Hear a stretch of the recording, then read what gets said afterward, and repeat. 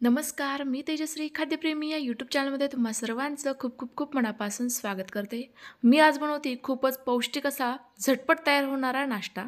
त्याकरिता मी भरपूर सारे कडधान्य वापरणार आहे. हो, कडधान्य.